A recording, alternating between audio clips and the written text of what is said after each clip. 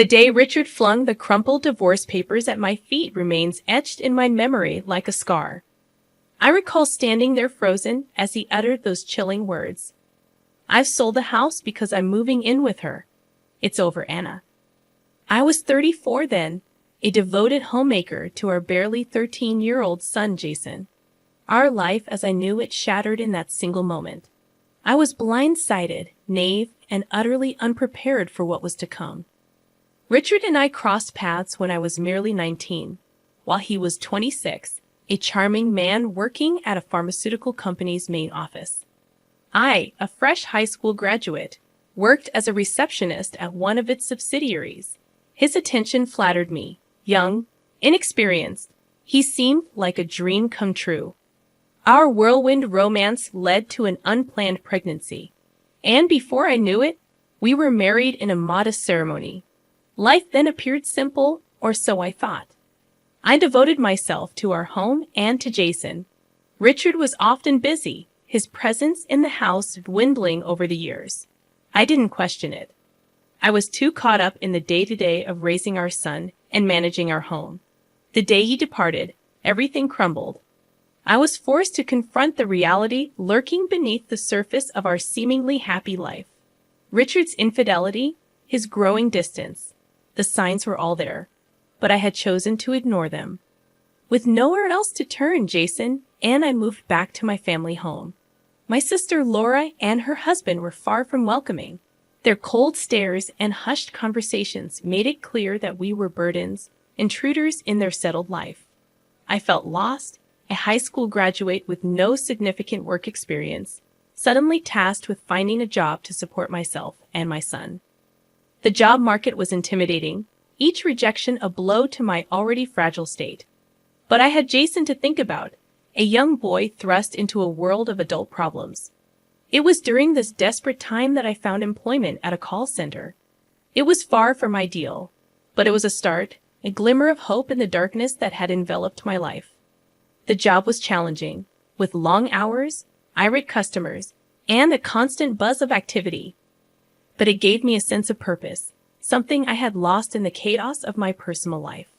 As I navigated the complexities of the corporate world, I realized how sheltered I had been, particularly regarding legal matters like divorce and alimony, leaving me vulnerable to Richard's whims. This realization ignited a fire within me. I vowed never to let myself be so helpless again. I immersed myself in learning, understanding the world beyond the confines of home and family. As Jason grew, I saw the impact of our situation on him. He was quiet, more reserved than his peers, his eyes holding a depth too mature for his age. But he was resilient, adapting to our new life with a strength that I admired. Our journey had just begun, a path filled with struggles and revelations. But in those struggles, I found a strength I never knew I had, and in those revelations, a determination to fight back, to claim what was rightfully ours. Life at my sister Laura's house was a daily reminder of how far we have fallen. Her husband, Mark, barely concealed his disdain, often remarking, "Anna, you need to find your own place soon. We can't support you forever." The pressure was relentless. I scoured job listings daily, each rejection deepening my sense of despair. But it was Jason's quiet resilience that kept me going. Despite the turmoil, he focused on his studies, his determination unwavering. One day, I stumbled upon a job opening at a customer service center. It wasn't glamorous, but it was a chance. The interview was nerve-wracking. I sat there, feeling out of place in my outdated suit, my resume embarrassingly thin. "Why do you want this job?" the interviewer asked. I wanted to say I had no choice, but instead, I mustered a smile and said, "I'm looking for an opportunity to learn and grow." To my surprise, they offered me the job. It was a contract position, but it was a start. I remember the mixed emotions I felt. Relief telling Laura and Mark, but also a stinging sense of inadequacy as Mark said, "Finally, you can start contributing." The job was challenging, the fast-paced environment, the endless calls. It was overwhelming. But I persevered, driven by the need to provide for Jason and to prove to myself that I could stand on my own. As I settled into the routine, I couldn't help but reflect on my marriage with Richard. How had I been so blind? The late nights, the unexplained absences, the whispered phone calls, I had brushed them off, believing in the illusion of a happy family. But the truth was, Richard had been living a double life, and I was just a convenient facade. This realization was a bitter pill to swallow. It fueled a growing anger within me towards Richard for his betrayal and towards myself for my naivety. But it was a conversation with a coworker that truly opened my eyes. She was a single mother like me, but much more informed. As we talked about our experiences, she said something that struck a chord. "Anna, did you get any alimony or child support? You know you're entitled to it, right?" I was stunned. The thought had never crossed my mind. Richard had left us with nothing, and I had just accepted it. I realized then how much I didn't know, how unprepared I was for the real world. Determined to make things right, I began to educate myself. I read books, searched online, anything I could find on divorce and family law. The more I learned, the more I understood the extent of Richard's manipulation. And then one day, I received a call from Jason's school.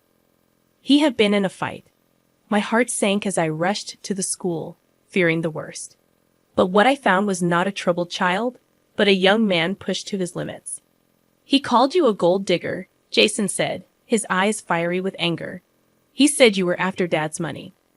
I was speechless when I heard him utter those words about you. The pain and humiliation of our situation had seeped into my son's world, poisoning it. It was a wake-up call. I couldn't let Richard's betrayal define us any longer. That night, as I watched Jason sleep, I made a vow. I would fight back. I would reclaim what Richard had taken from us, not just for my sake, but for Jason's too. It was time for Richard to face the consequences of his actions. The small apartment we eventually moved into was a far cry from the home we once shared with Richard. But it was ours. The walls were bare, the furniture minimal, but it represented a fresh start. Jason adapted quickly, his resilience continually surprising me. He threw himself into his studies with a fervor that was both impressive and concerning. "I want to do well, Mom, for us," he would say, his determination shining through his words. I had been working at the call center for a year now. The job was still demanding, but I had grown more confident, more adept at handling the challenges. The sense of achievement was small, but it was there, a constant reminder that I was more than Richard's discarded wife. One evening, as Jason and I were having dinner, he looked up from his plate and said, "Mom, do you ever think about Dad?" The question caught me off guard. Richard was a subject we rarely touched upon. Sometimes, I admitted, but not in the way you might think. I think about what he did to us, how he left us with nothing. Jason's eyes darkened. I hate him for what he did. He thinks he can just walk away without any consequences. His words struck a chord in me. The anger, the sense of injustice that had been simmering within me found resonance in Jason's words. "You're right," I said, my voice steady. "He shouldn't get away with it." Over the next few weeks, I began to research more about divorce and family law. I learned about alimony, child support, and the legal avenues available for redress. The more I learned, the more empowered I felt. Then, a breakthrough came. I discovered that in cases of infidelity, the betrayed spouse could file for alimony, even years after the divorce, under certain conditions. This information was a revelation. Richard had cheated, and I had proof. The late-night calls, the secret behavior, it all added up. Emboldened by this discovery, I approached a lawyer. She was sympathetic, her eyes reflecting an understanding that went beyond professional courtesy. "You have a case," she said, "but it won't be easy. Are you ready for this?" I nodded, my resolve firm. "I'm ready. For myself and for Jason." The lawyer laid out a plan. We would file for alimony, citing Richard's infidelity and his failure to provide financial support after the divorce. The process would be long and possibly contentious, but I was prepared. I had to be strong. Jason was supportive, his quiet strength a constant source of comfort. "We'll get through this, Mom," he assured me. "We're in this together." The day we filed the lawsuit, I felt a mix of emotions, fear, anxiety, but above all, a sense of righteousness. Richard had wronged us, and it was time for him to answer for his actions. As the legal proceedings began, I braced myself for the backlash. Richard was not going to take this lying down. But I was no longer the naive young woman he had left behind. I was stronger, wiser, and I was ready to fight. The legal battle against Richard was like opening a Pandora's box. The lawyer's investigation unearthed more than just infidelity. It revealed a web of lies and deceit that Richard had woven over the years. As we sat in the lawyer's office one afternoon, she presented us with a file. "This is more than I expected," she said, her tone serious. Richard wasn't just unfaithful. He was living a double life. The documents in the file painted a damning picture: bank statements, credit card bills, and photos. Evidence of Richard's secret life filled with luxury and indulgence. All while neglecting his family. "Look at this," the lawyer pointed to a photograph. It was Richard, looking carefree and happy with a woman who was not me, his arm wrapped around her. My heart clenched at the sight, but I steeled myself. This was the truth, the reality I had to face. Jason's face hardened as he looked at the evidence. "How could he do this to us? To you?" His voice was a mix of anger and disbelief. "We'll make him pay for this," I said, my voice firm. "He can't get away with it." The lawsuit took a toll on us. Richard's lawyers were aggressive, trying to discredit me, paint me as a vindictive wife. But I stood my ground, bolstered by the evidence and the support of Jason and our lawyer. Then came the day of the deposition. Richard sat across from us, his demeanor smug and confident. But that confidence waned as the lawyer began to present the evidence. "Mr. Richard, can you explain these expenses?" she asked, her tone accusatory, as she slid the bank statements across the table. Richard's eyes flicked over the documents, and I saw a flicker of panic. "These are personal expenses. They have nothing to do with my marriage," Richard protested. But the lawyer continued, her gaze unwavering. "These photos tell a different story." Richard's facade began to crack. He fumbled for words, his composure slipping. "It was nothing serious, just a fling," he tried to explain. "A fling?" Jason interjected, his voice steely. "I see. You destroyed our family for a fling." The room was thick with tension. Richard's lawyer tried to intervene, but the damage was done. The evidence was overwhelming, Richard's excuses feeble and unconvincing. As we left the deposition, I felt a sense of vindication. Richard had been exposed for what he truly was, a cheat. But it was not over yet. The lawsuit would continue, and I knew Richard would fight back. But I was ready.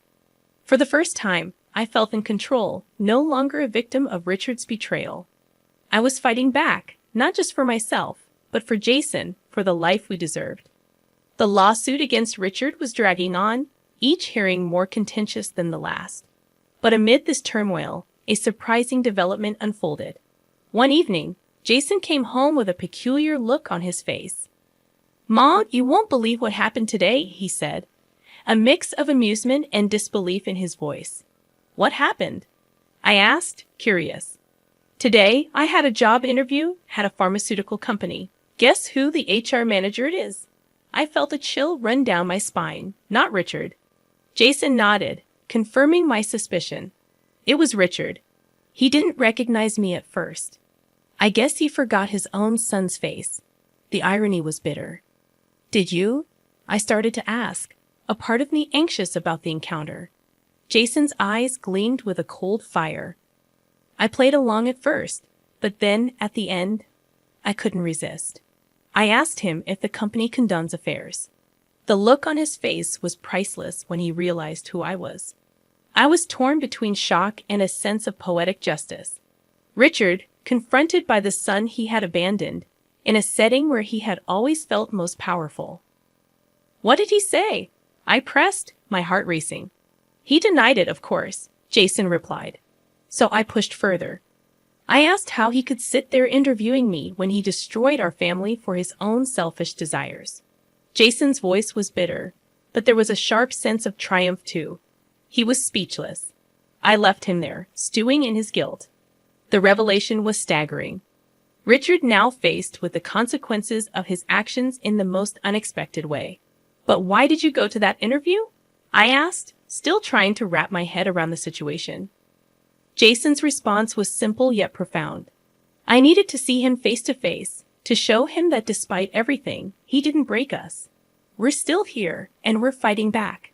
The aftermath of Jason's encounter with Richard at the job interview sent ripples through our ongoing legal battle. Richard, now aware that his own son stood against him, became increasingly desperate in his defense. Our lawyer, Miss Carter, called us for a strategy meeting. "Richard's lawyers are pushing for a settlement," she informed us as we sat in her office. "But given the evidence and Jason's testimony, I think we can push for more. What do you want to do?" I looked at Jason, seeking his opinion. His jaw was set, his determination clear. "We go all the way," he said firmly. "He needs to be held accountable, not just financially but morally too." Miss Carter nodded, her expression resolute. "Good. Then let's prepare for the next hearing. It's going to be a tough one, but we have the truth on our side." The hearing was indeed challenging. Richard's lawyer tried to paint a picture of a remorseful man who simply made a mistake, but Miss Carter was relentless, presenting evidence of Richard's deceit and his neglect of his family responsibilities. Richard himself took the stand, his demeanor a mix of defiance and feigned contrition. "I regret the pain I caused my family," he said, his voice lacking genuine remorse. "But I believe the settlement offered is fair and just." His words rang hollow, and I felt a surge of anger. How could he stand there playing the victim after all he had done? It was then that Jason spoke up. "Fair and just?" he challenged, his voice steady but filled with emotion. "Was it fair to abandon your family, to lie and cheat while we struggled to make ends meet?" The courtroom fell silent, the weight of Jason's words hanging in the air. Richard looked at his son, a flicker of something, guilt, perhaps, crossing his face. But it was too late for regrets. After deliberation, the judge ruled in our favor. The settlement was significantly more than what Richard had offered, a tangible acknowledgement of the harm. As we left the courthouse, a sense of vindication filled me. It wasn't just about the money. It was about justice, about holding Richard accountable for his actions. "We did it, Mom," Jason said, a hint of a smile on his lips. "We finally made him pay." The legal victory over Richard was more than just a win in court. It was a reclaiming of our dignity and a step towards healing. But the story didn't end there. The consequences of Richard's actions started to unravel his life, both professionally and personally. One evening, a few weeks after the trial, I received a call from an old acquaintance who worked at the same pharmaceutical company as Richard. "Anna, have you heard about Richard?" she asked, her voice tinged with a mix of shock and gossip. "No, what happened?" I inquired, a sense of curiosity mixed with apprehension. "He's been demoted," she revealed. "After your lawsuit, the company did their own investigation. Turns out he was using company resources for his personal affairs. They transferred him to a remote factory, practically a career death sentence." I sat in stunned silence. Richard, once the rising star of his company, now faced the repercussions of his actions in the most fitting way. His career, the one thing he had valued over us, was crumbling. Jason listened quietly as I shared the news. "He's getting what he deserves," he said simply. But his eyes reflected a deeper sense of satisfaction. But the retribution didn't stop there. Richard's social circle, once a tight-knit group of colleagues and friends, started to distance themselves. His reputation tarnished by the lawsuit and the company investigation, he became a liability. As I reflected on these developments, I realized that this was not just about revenge. It was about justice, about the universe righting a wrong. Richard, who had once seemed untouchable, was now facing the consequences of his actions. "Do you feel sorry for him?"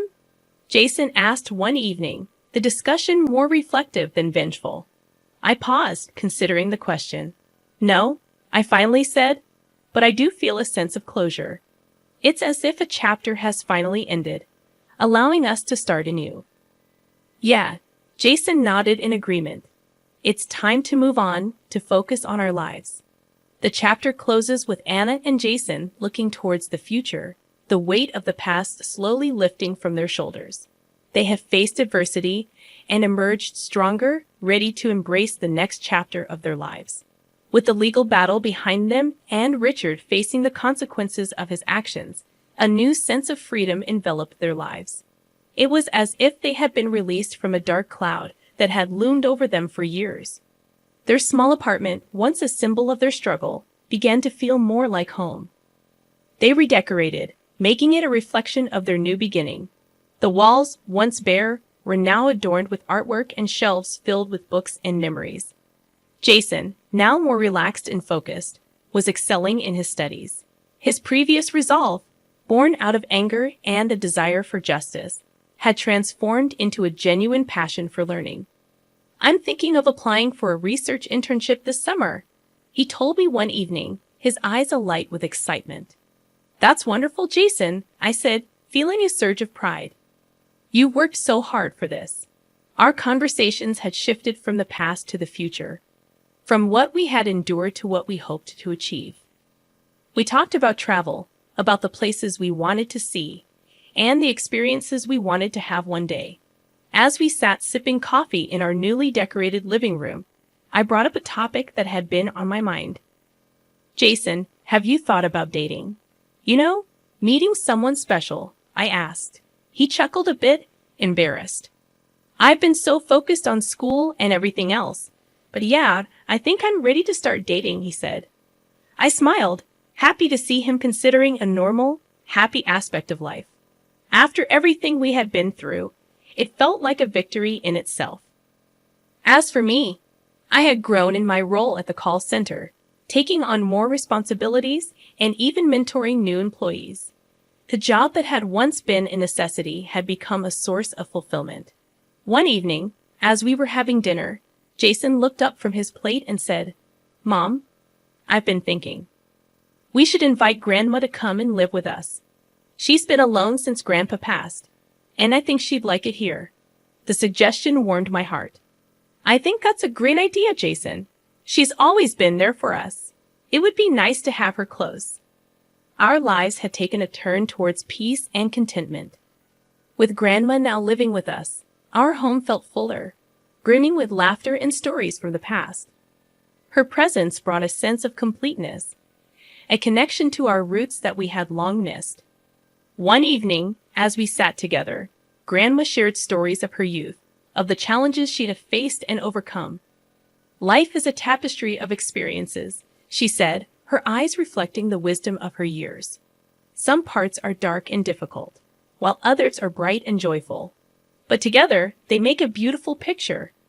Her words resonated with me. Our journey had been arduous, marked by pain and struggle, but it had also been a journey of growth and resilience. Jason, now more confident and driven, had become an embodiment of that resilience. His academic pursuits were flourishing, and he had even started dating someone he met at university.